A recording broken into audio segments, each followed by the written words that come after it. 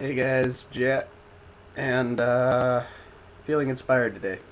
So, going ahead and making a video in a new venue, which doesn't have this holier than thou feel way up here. I'm just kind of laid back on the couch, literally right in my living room.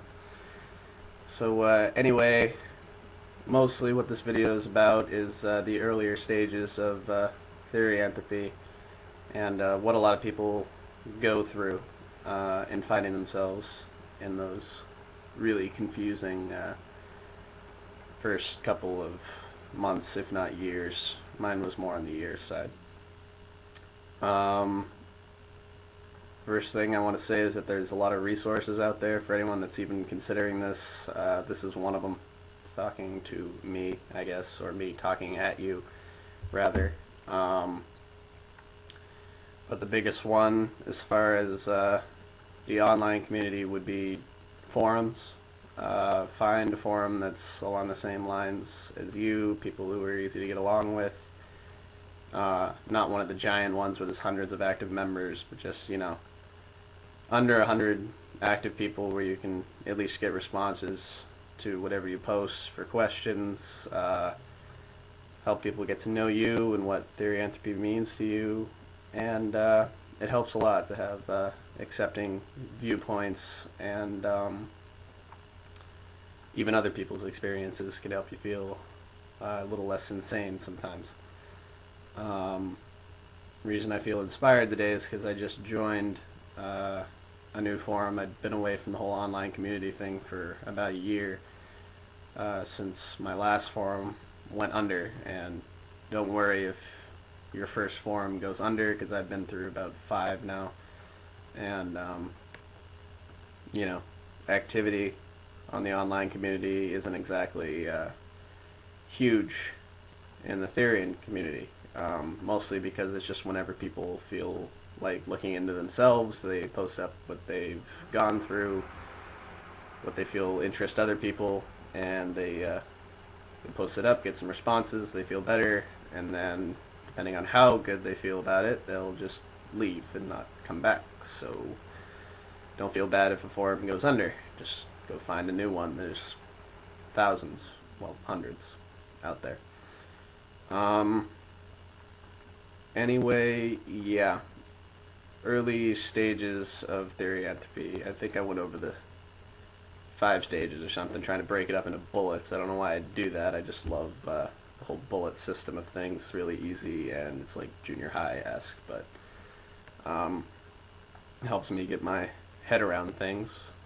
Probably helping now since none of this is scripted. I don't even have note cards with me, so basically get one thing I want to talk about, and I talk about it. And early stages, when you first figure out what it is, and a lot of people say they've had the feeling for years that they were something different, and then they find the word for it, and they're like, oh, thank you for coming up with this word. I didn't do it, but you're welcome. So, anyway, finding your phenotype, I guess I'll go with. I've been at this for 5 years, in the community for 5 years, and I still am not exactly sure what type of wolf I am. I mean, a lot of people will be like, I'm the gray wolf, I'm an African wolf, I'm some kind of coyote. All I know is it's canine and it's wild and it lives somewhere in the snow. And those are really the only kind of images I have concretely about my phenotype, stereotype, identifying animal. There's a lot of different things you can call it, but I've been at it 5 years, and I'm not even sure what mine is. So if you don't know what yours is, just getting into it, don't worry about it. It takes time and reflection.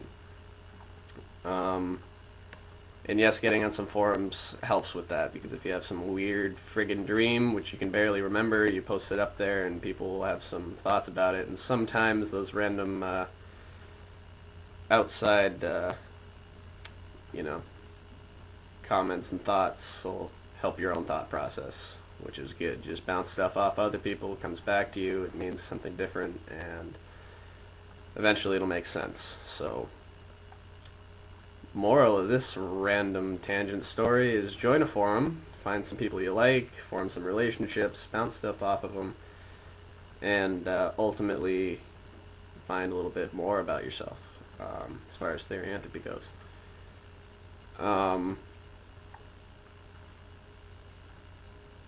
Also, do not feel kind of weird about feeling like if you're not able to tell your close relatives about what's going on with you. I've somehow made it 5 years without even bringing it up in conversation. As far as my parents are concerned, I'm someone who likes werewolf movies and werewolf books, and that's about it. Those are pretty much my guilty pleasures as far as my theriantropy goes. I mean, it kind of, I don't know.